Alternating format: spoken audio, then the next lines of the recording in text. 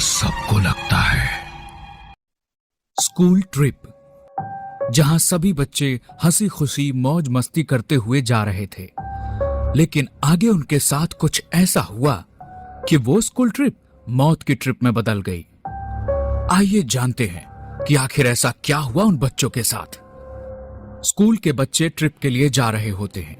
रात के समय रास्ते में बस को एक झटका लगता है, जिससे नेहा सामने बैठी एक औरत के पास आ जाती है और उसके गोद में सोए उसके बेटे का चेहरा देख लेती है, जो कि एक कंकाल था और उसके चेहरे पर कीड़े रेंग रहे थे।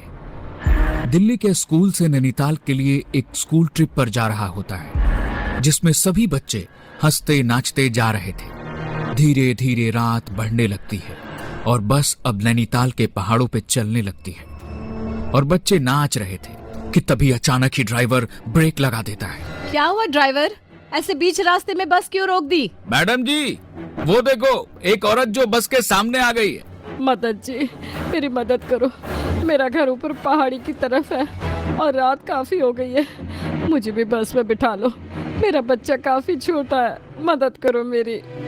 टीचर बाकी सभी टीचर से बात करके उस औरत को बस में बिठा लेती है।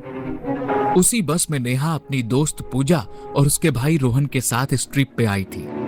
नेहा थोड़ी देर पहले तक नाच और खेल रही थी, लेकिन उस औरत के आते ही उसको कुछ अजीब सा लगने लगता है। लेकिन उस पर ध्यान न देकर नेहा वापस से खेलने कूदने लगती है। तभी बस को एक झटका लगता है, जिससे औरत ने अपने बच्चे को जिस कपड़े से ढका हुआ होता है वो खुल जाता है और नेहा वहीं पास में खड़ी थी, तो वो बच्चे को देखने की इच्छा से औरत के पास जाती है और बच्चे के चेहरे को देखते ही जोरों से चीखने लगती है।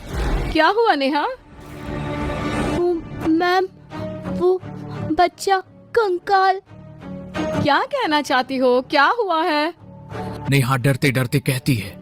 मैम, वो बच्चा नहीं है, वो कंकाल है। नेहा की बात सुन सभी हैरान हो जाते हैं और उस औरत को देखने लगते हैं। तभी वो औरत हंसते हुए अपने बच्चे का चेहरा खोलकर सभी को दिखा देती है और वो एक नॉर्मल सा बच्चा ही था। नेहा, वो देखो बच्चा ही तो है। देखो, तुम्हें ही देख रहा है। सभी लोग अपनी अपनी जगह पर बैठ जाते हैं और नेहा भी अपनी सीट की तरफ जाने लगती है और जाते जाते वो बच्चे को दोबारा देखती है। इस बार बच्चा बिल्कुल नॉर्मल दिख रहा था। नेहा भी शांत हो जाती है और सभी फिर से मौज मस्ती करने लगते हैं। तभी औरत कहती है, बस मैडम जी, यहाँ ही रोक दीजिए बस। और वो औरत बस से उतर जाती है और जाते वक्त उसके बच्चे का खिलौना बस में ही गिर जाता है, जो रोहन उठाकर अपने पास रख लेता है। उसके जाने के बाद नेहा जब खिड़की से उस औरत को देखती है तो वो बस के पीछे की तरफ जा रही होती है और तभी अचानक ही औरत अपना सर घुमाकर नेहा को देखने लगती है और एक शैतानी हंसी हंसती है। तभी नेहा अपनी टीचर को देखने को कहती है। तभी वो औरत अपना सिर वापस से घुमाकर नीचे की तरफ को ही जाने लगती है। मैम, मैं सच कह रही हूँ, वो बिना घुमे ही पूरा सर घुमाकर मुझे देख रही थी। नेहा, मुझे लगता है तुम कुछ ज्यादा ही थक गई हो। और इतनी ही देर में बहुत तेज आवाज होती है और बस एक बार फिर रुक जाती है। क्या हुआ? ये कैसी आवाज थी? मैम, वो बस का एक टायर पंचर हो गया है, अब तो ये कल ही ठीक होगा। सभी टीचर्स आपस में बात करते हैं और पास के एक होटल में रुकने को कहते हैं। सभी बच्चे डिनर करके सोने के लिए अपने अपने कमरे में जाने लगते हैं। नेहा, पूजा और पूजा का भाई एक ही रूम में रहने वाले थे, क्योंकि पूजा का भाई काफी छोटा था, इसलिए पूजा उसको अपने साथ ही रखती है। और इस वक्त रोहन के पास वही खिलौना है जो उस औरत के बच्चे का था। रोहन उस खिलौने के साथ तब से खेल रहा था और तीनों अपने कमरे में आ जाते हैं। कमरा बहुत सुंदर था और उनके कमरे की खिड़कियों से हल्की हल्की ठंडी हवा आ रही थी। नेहा खिड़की से बाहर देखने लगती है। चल यहाँ सोते हैं, मुझे बहुत जोरों की नींद आ रही है। ऐसा कहकर दोनों सोने के लिए लेट जाती हैं, लेकिन रोहन अभी भी उसी खिलौने से खेल रहा होता है और अकेले ही उस खिलौने से बात कर रहा होता है। रोहन, चल सो जा, इस खिलौने को रख दे, कल खेल लेना। रोहन ने जैसे कुछ सुना ही ना हो। इस बात से पूजा चिढ़ जाती है और रोहन के पास जाकर उसका खिलौना उसी खिड़की के बाहर फेंक देती है। रोहन गुस्से में पूजा को देखने लगता है और एकदम से चीखने लग जाता है। मेरा खिलौना दो, मेरा खिलौना दो, मेरा खिलौना दो। क्या हुआ इसको, ऐसे क्यों बोल रहा है ये तो मुझे भी नहीं मालूम। जब से यहाँ आया है तब से उसी खिलौने के पीछे पड़ा हुआ है। रोहन चुपचाप एक कोने में बैठा बैठा रोने लगता है। वो मेरा खिलौना था, वो मेरा था, वापस दो मुझे अब।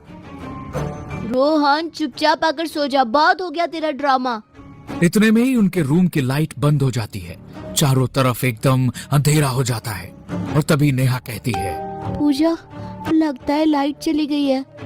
हाँ रुक, मैं टॉर्च ऑन करती हूँ। जैसे ही पूजा टॉर्च ऑन करके नेहा को देखती है तो वो बेड पे लेटी हुई थी। तभी वो रोहन को देखने जाती है, लेकिन रोहन वहाँ नहीं था। नेहा, रोहन यहाँ नहीं है। तो वो कहाँ गया? अभी तो यही था।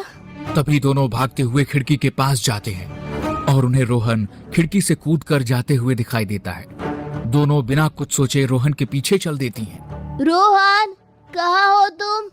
इधर आओ वरना टीचर से बहुत डांट पड़ेगी। कमरे में वापस चलो, अब मैं तुम्हें नहीं डांटूंगी। रोहन ने पहले तो ऐसा कभी नहीं किया, अचानक ऐसा क्या हो गया उसको? तभी दोनों देखते हैं रोहन आसपास कहीं नहीं है और दोनों जंगल के बीचों बीच थी, लेकिन रोहन दूर दूर तक कहीं नहीं दिखाई दे रहा था। तभी दोनों को रोहन की आवाज आती है और उसी डायरेक्शन में जाने लगती है। दोनों देखती हैं कि एक गड्ढे में से आवाज आ रही है। दोनों उस गड्ढे के पास जाती हैं और देखती हैं कि उसमें तो वही खिलौना पड़ा हुआ है जिससे रोहन खेल रहा था और उसी खिलौने से आवाज आने लगती है। दीदी बचाओ मुझे, यहाँ से निकालो मुझे, मुझे यहाँ अकेले डर लग रहा है। ये तो वही खिलौना है ना, उस औरत के बच्चे के पास था। हाँ, जाते वक्त ये खिलौना रोहन ने उठा लिया था, लेकिन इस खिलौने से रोहन की आवाज कैसे आ रही है? और रोहन है कहाँ? कुछ तो अजीब है यहाँ। तभी जोरदार चीख के साथ वो खिलौना गड्ढे में से गायब हो जाता है और ये देख दोनों वहाँ से भागने लगती हैं और भागते हुए वो एक घर के पास पहुँचती हैं। पूजा, इस घर में चलो, हमें इनसे मदद लेनी चाहिए। दोनों उस घर के अंदर जाती हैं। घर बिल्कुल वीरान पड़ा हुआ होता है। कोई है घर में? हमें मदद चाहिए। तभी उस घर में से वही औरत निकल कर आती है। क्या मदद चाहिए बच्चों? तुम यहाँ? हाँ, ये मेरा घर है। बोलो क्या चाहिए तुम्हें? मेरा भाई इन जंगलों में कहीं खो गया है, उसको ढूंढने में मदद चाहिए। मैं कहीं नहीं जा सकती, मेरा बच्चा घर पर अकेला है। तभी नेहा की नजर बच्चे के हाथ पे जाती है जिसके पास रोहन जैसा ही एक और खिलौना था। ये देख नेहा उस बच्चे के हाथ से वो खिलौना छीन लेती है। ये तुमने क्या किया? वापस दो जल्दी से, ये मेरे बेटे का है, तुम्हें इसकी सजा जरूर मिलेगी। ये खिलौना तो रोहन के पास भी था। कहाँ है रोहन? क्या किया है तुमने उसके साथ? तभी औरत की गोद में बच्चा रोने लगता है और वो बच्चा रोहन होता है जिसकी आंखें अब लाल लाल हो रखी थी। और ये देख नेहा उस खिलौने को घर के बाहर फेंक देती है। रोहन उल्टा दीवार पे चलते हुए घर से बाहर चला जाता है और वो औरत देखते ही देखते खौफनाक चुड़ैल में बदल जाती है और हवा में उड़ते हुए दोनों के पीछे पड़ जाती है। पूजा और नेहा वहां से भागते भागते घर के बाहर आ जाते हैं जहां उन्हें रोहन भी दिखाई दे जाता है, लेकिन अब वो एक खिलौने में बदल चुका था। पूजा और नेहा दोनों अपनी जान बचाते हुए जंगल से बाहर जाने लगते हैं कि तभी पूजा को रोहन की आवाज आती है। दीदी, मुझे यहाँ छोड़कर मत जाओ, मेरे पास रुक जाओ तुम भी।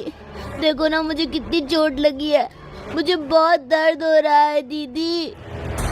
पूजा, वो रोहन नहीं है, मत जाओ आगे, वो तुम्हें भी मार देगी। वो चुड़ैल है, रोहन को उसने पहले ही मार दिया है, अब वो तुम्हें भी मार देगी। मत जाओ उसके पास। नहीं, वो रोहन है, मुझे बुला रहा है, मुझे उसके पास जाना है। वो देखो, वो रोहन है, उसको कितनी चोट लगी है। और पूजा रोहन के पास जाती है। तभी वहाँ वही औरत आ जाती है और पूजा और रोहन को अपने साथ उड़ाकर ले जाती है। ये देख नेहा वहाँ से भागने लगती है और भागते भागते रोड पे आ जाती है और थक कर बेहोश हो जाती है। और अगले दिन वह जब उठती है तो देखती है कि जंगल से पूजा और रोहन दोनों की डेड बॉडी मिली है। किसी को मालूम नहीं होता कि आखिर दोनों के साथ क्या हुआ था। तभी उस गांव का एक आदमी कहता है कि यहाँ जंगल में एक औरत अपने बेटे के साथ रहा करती थी और एक दिन होटल बनाने के लिए कुछ लोग उसकी जमीन को कब्जे में करने के लिए गए और उसके मना करने पर उसके बेटे और उसको पहाड़ से फेंक कर मार दिया था। तब से उसकी आत्मा यहाँ पर आने वाले बच्चों को मार देती है और अपने साथ ले जाती है। अगर इस बारे में पहले पता होता तो शायद स्कूल वाले ट्रिप लेकर यहाँ नहीं आते और ना ही पूजा और रोहन की जान जाती।